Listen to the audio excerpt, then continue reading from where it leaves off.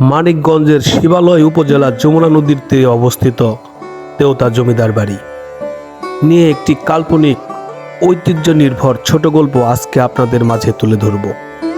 আরিচা ঘাট পেরিয়ে যখন তেওতা গ্রামটিতে পা রাখলাম, গোধূলির আলোয় চারপাশটা তখন রহস্যময় হয়ে উঠেছে।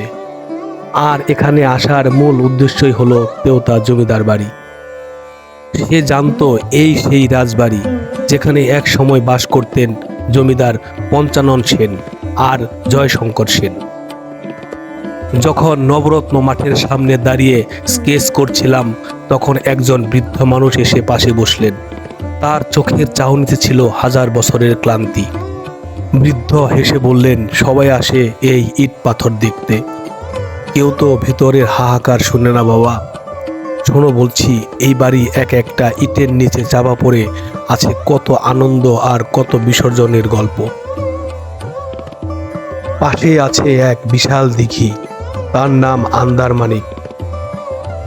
লোকে বলে আমাবস্যার রাতে আজও নাকি এই দিঘির পাড়ে নুপুরের শব্দ পাওয়া যায়, শুনলেই গা ছমছম করে।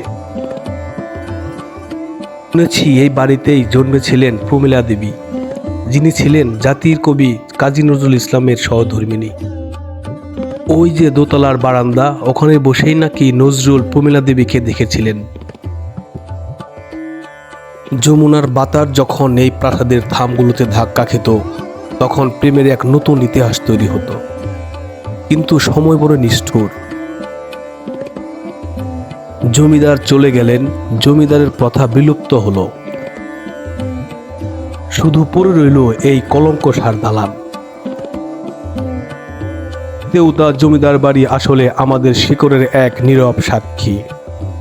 যমুনা নদী হয়তো অনেক কিছুই কেড়ে নিয়েছে, কিন্তু এই প্রাসাদের আভিজাত্য আজও অম্লান।